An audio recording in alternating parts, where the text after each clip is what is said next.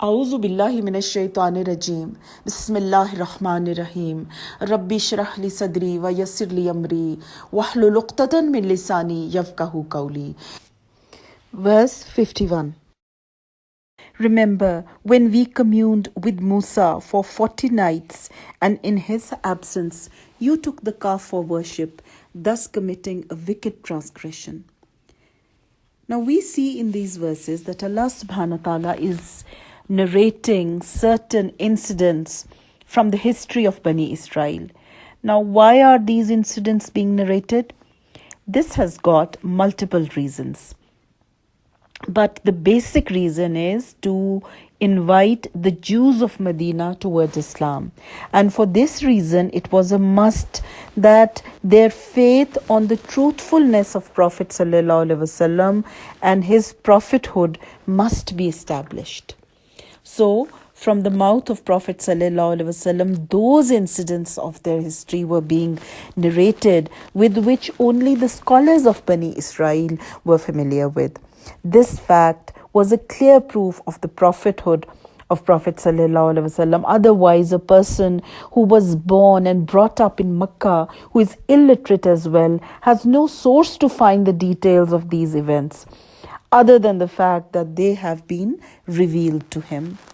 Because the contents of their divine books were not even known to their general public, and its knowledge was strictly confined to the scholars.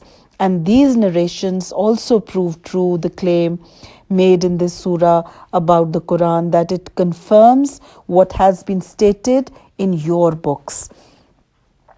And at the same time, it warns them that don't repeat the mistakes made by your forefathers.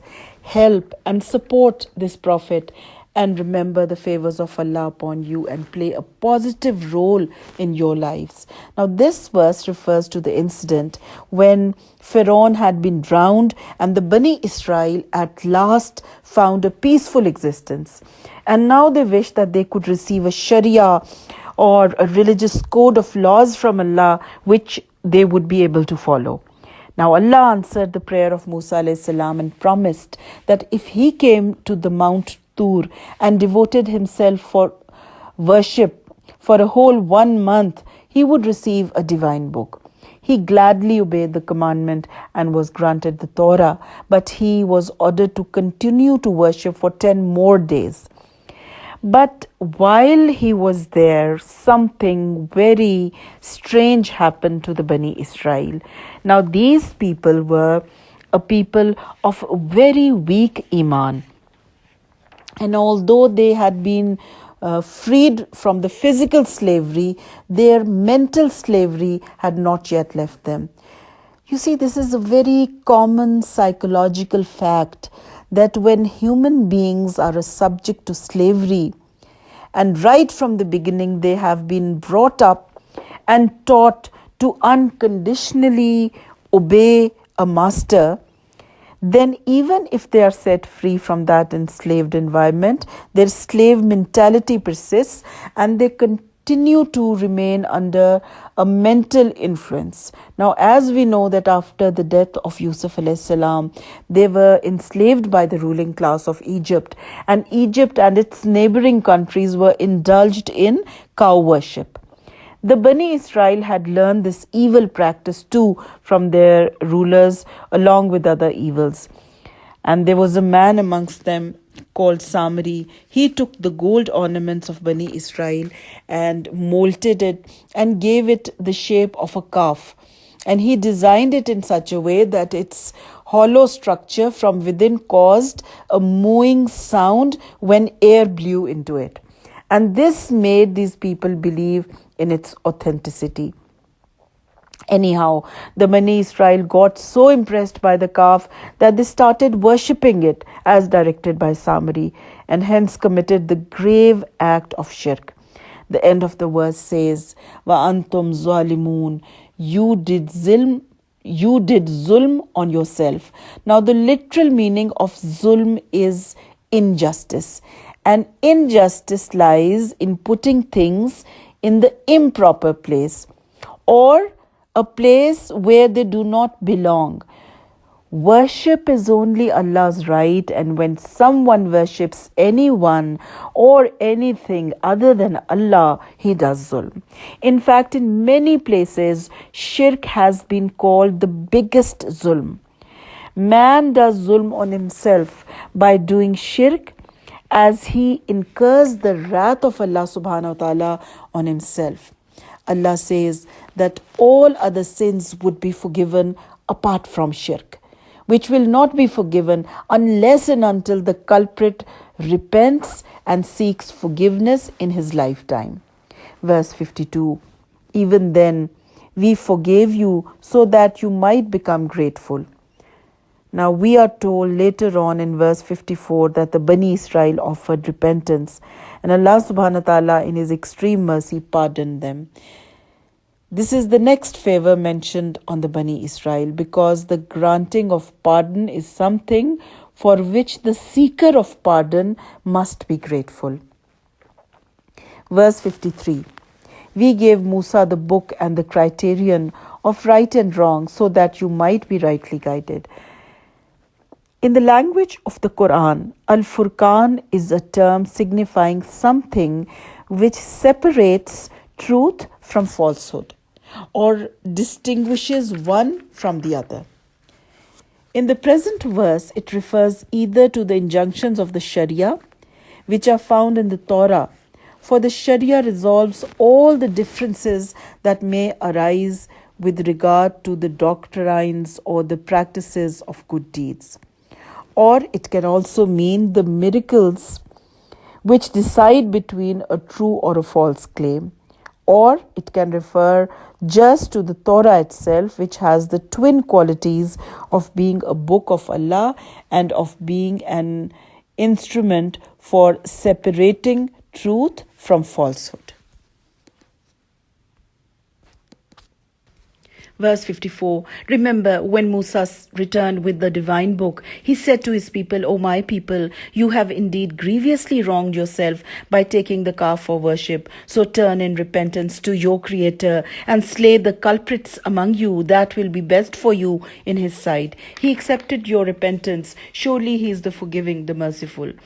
Now this refers to the time when Musa alayhi salam came back from the Mount Tur after 40 nights staying away from his people, and found them worshipping the calf. He admonished them that you have done great injustice by indulging in this practice of shirk, for which you have to repent seriously before Allah. But we find that the nature of this repentance was such that the people who had not indulged in shirk would kill the ones who had, and this would be their tawbah.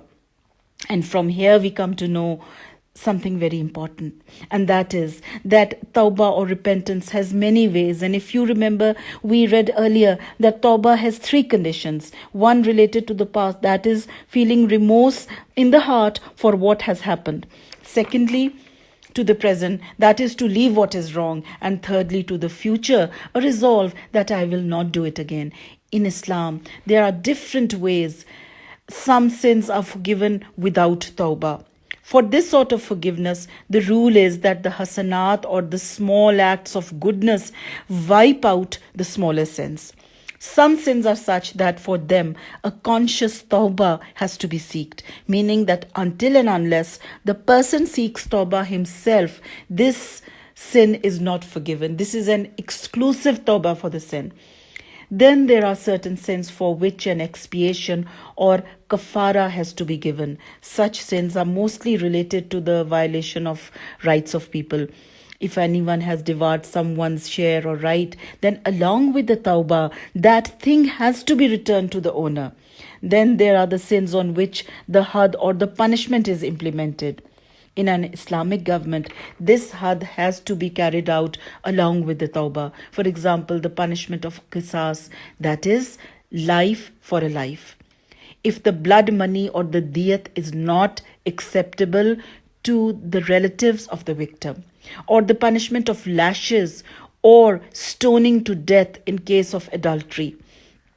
Now, in this particular incident, one of the conditions of forgiveness was that the repentance would be such that the sinners would be killed. The people who want to repent would be killed. So this nation was divided into two kinds of people. Firstly, those who had committed the sin of shirk, and then those whose iman was strong and they did not indulge in shirk. So basically it was these two groups. They say that both these groups were made to stand face to face in two rows. And the ones who had not done shirk killed the ones who did it. And according to a narration, 70,000 people were killed this way. Now look at the words of the verse as it tells the stages of Tawbah. Number 1, turn in repentance to your Creator. Number 2, slay the culprits among you. Number 3, that will be the best for you in His sight.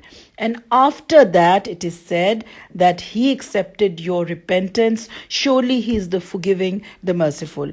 Allah accepted their tawbah after they had killed themselves. And what do? Indulge in grave sins and digest them easily. And say that, come on, Allah is Ghafurur Rahim. He is so kind that He is surely going to forgive me. And do you think that Allah had a grudge with those people that they were asked to kill themselves? No. The point is that there are certain crimes which have to be given an exemplary punishment. Some sins are so heinous in nature that in order to put an end to them, they have to be severely punished. So these people were given this punishment in order to save the remaining generations from committing shirk. Verse 55, remember when you said, O Musa, we shall never believe you until we see Allah with our own eyes. A thunderbolt struck you while you were looking on and you fell dead. Now when Musa a.s. brought the Torah from the Mount Tur and presented it to the Bani Israel as a book of Allah, some of them were insolent enough to say that they could not believe in it until and unless Allah Himself told them in so many words.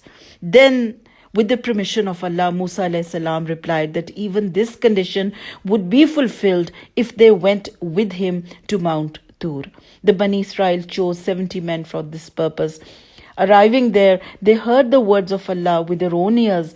Now, in their perversity, they invented a new excuse for not believing. They said it was not enough to hear the speech, for they could not be sure whether it was Allah Himself who had spoken to them or someone else. But they promised that they would be finally convinced if they could only see Allah with their own eyes. Now, since it is beyond the power of a living being to be able to see Allah in the physical world, they had to pay for their behavior and they were killed by a thunderbolt. Verse 56, then we raised you up after your death so that you might be grateful. Now, this verse refers to death, which suggests that the thunderbolt had killed them. Since the Bani Israel had always been mistrusting Musa alayhi salam, he feared that they would suspect him of having taken the men to a quiet place and got them slaughtered. So he prayed to Allah subhanahu wa ta'ala to save him from such an accusation. And Allah granted his prayer and gave those people a new life. Allah subhanahu wa ta'ala is reminding them of this great favor on them, which is no ordinary favor, giving them life after death, a favor for which they all must be grateful. Verse 57, and we even provided you the shade of clouds and sent down to you man and salwa, saying, eat of the good things we have provided for you. They did not harm us, but they harmed their own souls. Now, as we have previously discussed, that the Bani Israel originally belonged to Palestine, Syria, but had gone and settled in Egypt in the time of Yusuf alayhi salam. And after they had left, Syria had come under the control of a nation called the Amalekah. Now, after the Bani Israel had been freed from slavery and Pharaoh had drowned and they had left Egypt under the command of Musa alayhi salam, Allah subhanahu wa ta'ala now commanded them to go at war and free their native homeland, free from the Amalekites. But when they came close to Syria and learnt that their army was not very strong and the enemy's army was very, very strong, So they freaked out and refused to engage themselves in jihad, which Allah subhanahu wa ta'ala had commanded them to do. Allah was angry at them for this disobedience, and Allah's wrath came upon them in the form of a very peculiar punishment. And that was that for a full 40 years they kept wandering helplessly in a wilderness. Neither could they go back to Egypt nor approach forward towards Syria. And this wilderness was not a very vast area, but just a stretch of 10 miles between Egypt and Syria. And the whole day they would march, thinking that they are walking back towards Egypt. At night they would stop somewhere and take rest, and when they would wake up the next morning, they would always find themselves just where they had started from. Thus they spent 40 years wandering in this wilderness in futile effort and rage. And due to this reason, this wilderness has been named Tih, which means having lost one's way. This wilderness was just a barren space without a tree or a building which could offer protection against heat or cold. But due to the prayer of Musa alayhi salam, Allah subhanahu wa ta'ala was still merciful to them, despite the fact that they were under Allah's displeasure and wrath. And a very prominent evidence to this fact was that when they could not bear the intense heat of the sun, Allah sent upon them the shade of a thin white cloud. And because this was a dry, barren land, nothing grew here. And when they began to starve, Allah sent them man and salwa. Now, what was man and salwa? Man was like honeydew, which they could gather easily, and it was sweet. And man means a gift of favor. And salwa was the quails which would not flee but come around them so that they could catch the birds with just a little effort or no effort. The two things were not usual there, they were unusual. And the Quran says that Allah subhanahu wa ta'ala made them descend for the benefit of the Bani Israel. There was such a plenty of these provisions that a whole nation lived on them for 40 years and was never confronted with starvation or famine. In modern times even, a well-developed and resourceful country finds it extremely difficult to make adequate food arrangements for a few 100,000 immigrants if they happen to enter it suddenly or unexpectedly. Now, when they were provided with this food, Allah subhanahu wa ta'ala commanded them that they should take as much food as really needed and should not store it in the greed for future use. Because obviously there were no freezers or refrigerators to store this food. But the Bani Israel disregarded this command and they stored this meat and it began to rot. So what happens when you eat rotten food? Obviously, the stomach first and then the whole body system starts to suffer. So that is why Allah says at the end of this verse that it was they themselves who did zulm on their own bodies and not Allah subhanahu wa ta'ala. Wa akhiru dawana anil hamdulillahi rabbil alameen.